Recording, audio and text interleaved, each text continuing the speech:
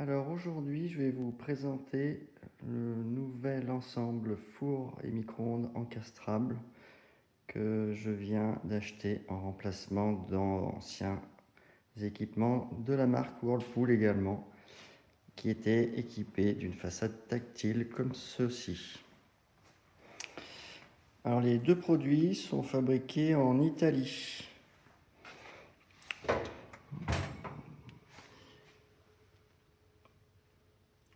Made in Italy, on peut le voir sur l'étiquette. Le micro-ondes avant que j'avais été fabriqué en Suède. Maintenant, on peut voir qu'il est fabriqué en Italie. Donc, qu'est-ce qui m'ont fait choisir cet ensemble? Un design attractif, moderne, un micro-ondes complètement assorti avec le four, surtout dans une hauteur de 38 cm avec la fonction grill quartz. Donc, pour commencer sur le four, celui-ci est équipé d'un bandeau tactile, entièrement tactile. Il est équipé d'un rail télescopique et de différentes grilles. Donc, par rapport à l'ancien four, je vois qu'il n'y a pas de butée pour les grilles. Les grilles tapent le fond du ventilateur. Sinon, dans la construction même, il est strictement identique. Ils ont supprimé le tourne-broche sur ce modèle et rajouté une fermeture douce de la porte.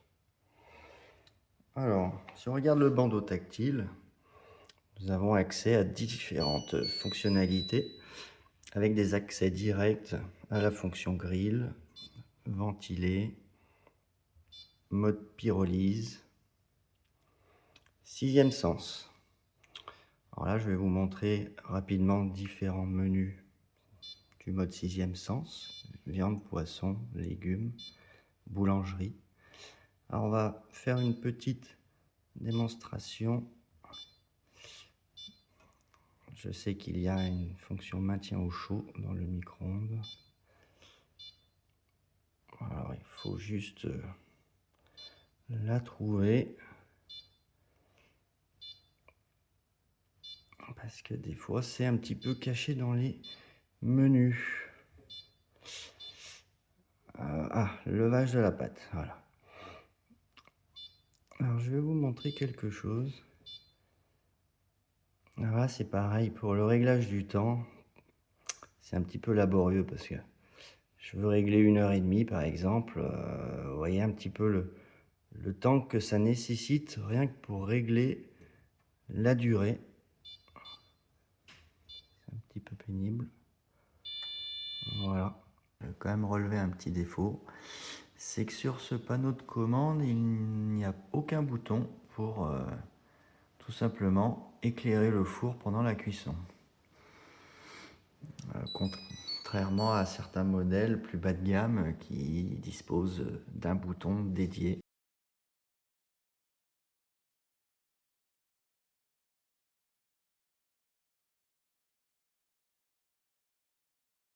Alors on va voir. Donc là on a un très bel éclairage du four. Donc là on va pouvoir observer ce qui se passe au bout d'1 minute. Donc au bout d'1 minute, en mode éco, la lumière du four va s'éteindre. Mais nous n'aurons pas la possibilité de la rallumer pendant toute la cuisson, quel que soit le mode. Donc dans la notice, il est spécifié que dans ce mode éco, n'importe quelle touche du panneau tactile devrait rallumer ce fameux éclairage.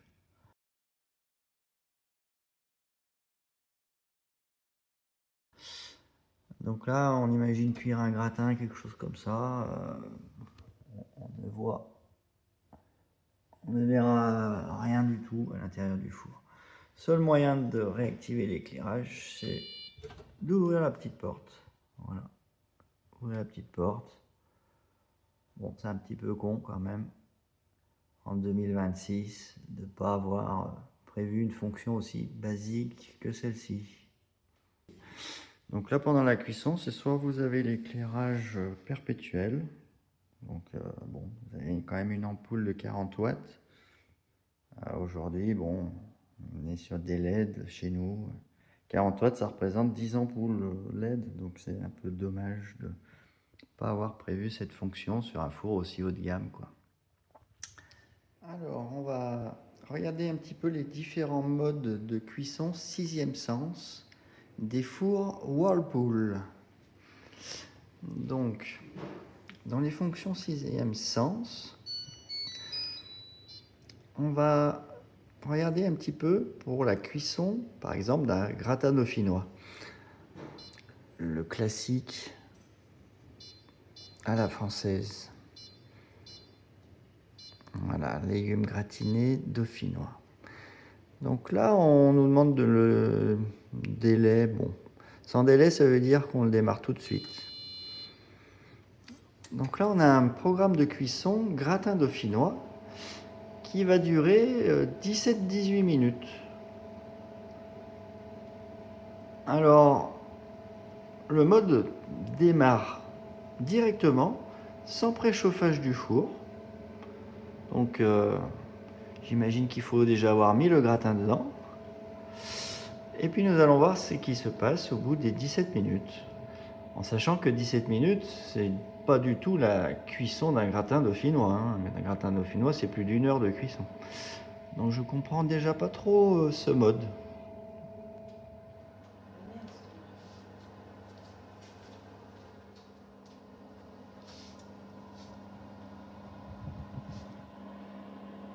Donc là, le four me demande de vérifier la cuisson d'un gratin dauphinois au bout de 17 minutes. Chose incompréhensible. Un gratin dauphinois, il faut au moins 1h30, 2 heures pour le cuire. Et là, ça n'a même pas bouilli, donc on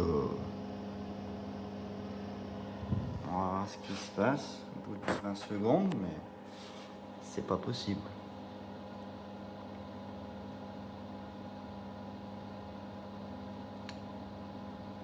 Impossible de cuire un gratin de pommes de terre en 17 minutes. Donc les programmes sont nuls. Voilà. La cuisson est terminée.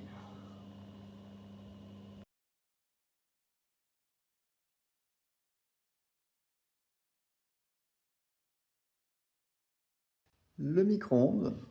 Alors le micro-ondes que j'ai reçu, bon, on aperçoit un petit défaut ici, là. C'est un peu dommage aussi de recevoir des produits comme ça qui ont des défauts d'aspect, mais bon. Alors le micro-ondes, quant à lui, comme je disais, est équipé d'une fonction grill quartz qui chauffe assez bien, d'un plat crisp et d'une grille que j'ai malheureusement dû remplacer parce que la grille d'origine fait une hauteur assez conséquente. Elle doit bien faire cette hauteur-là. Et quand on met dégelé du pain, le pain touche la résistance. Donc la grille fournie avec le four d'origine n'est pas compatible en fait, c'est un petit peu dommage. Alors, dans le menu de configuration de l'appareil, nous avons accès à différentes fonctions. Micro-ondes, grill, crisp, qui permet de dégeler du pain et de le griller en même temps. Chose assez pratique. Donc je vais vous montrer un petit peu que les ingénieurs, pareil, de chez Whirlpool, n'ont pas trop réfléchi non plus. Dans la fonction micro-ondes, quand on règle la durée est affichée en secondes. Donc tout va bien. On a des minutes et des secondes qui défilent. Donc là, il n'y a pas de problème. Dans la fonction grill, le réglage de la durée n'est elle plus exprimé en secondes et en minutes. Alors là, ce que l'on voit affiché à l'écran, ce sont des minutes. Donc C'est vrai qu'au début, c'est un petit peu déroutant de devoir régler tantôt des secondes, tantôt des minutes. Donc je me suis fait un petit peu avoir sur le départ. Bon, une fois qu'on le sait, c'est réglé, on va dire. Dans la fonction crisp, on règle de nouveau des secondes. Et dans la fonction grille micro-ondes, on règle également des secondes. Donc là, je pense que là, les ingénieurs, ils auraient pu faire attention à ça, quoi. On peut facilement se tromper. Bon, autre petit problème de ce micro-ondes, c'est que de temps en temps, il se met à faire un bruit inacceptable pour un produit de cette gamme-là. Donc, il ne le fait pas tout le temps, mais j'ai quelques vidéos qui montrent ce bruit assez dérangeant dans son fonctionnement. Donc on va dire que le petit défaut de ce micro-ondes, c'est le bruit qu'il génère, qui est quand même 2 fois plus bruyant que l'ancien modèle Whirlpool que j'avais, qui est juste insupportable. Donc je mettrai une petite vidéo du bruit de l'ancien micro-ondes en comparaison pour vous montrer.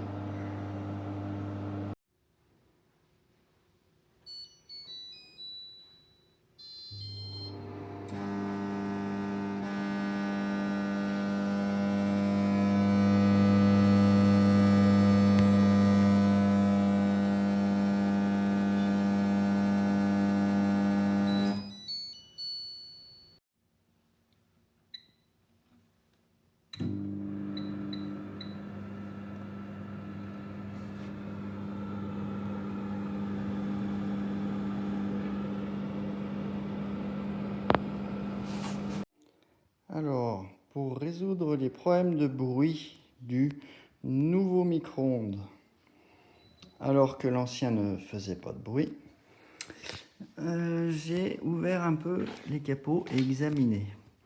Donc dans l'ancien, tout est bien fixé au niveau des colliers. Là, je vois que le nouveau, ça branle de partout.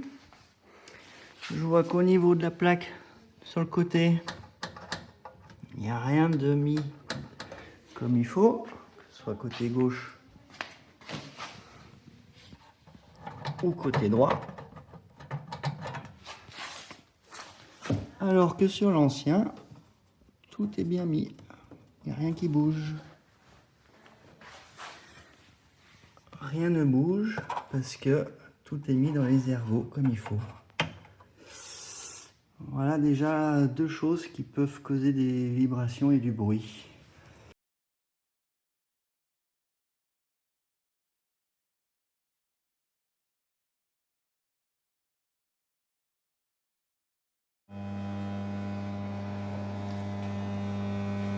Donc le bruit persiste toujours après l'intervention du technicien. Voilà.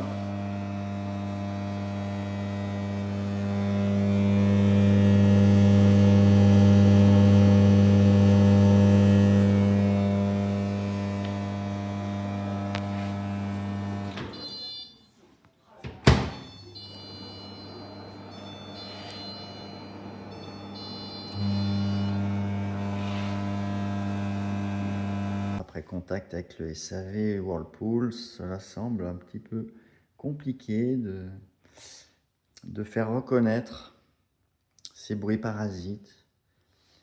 C'est un petit peu dommage de la part d'un fabricant comme celui-ci.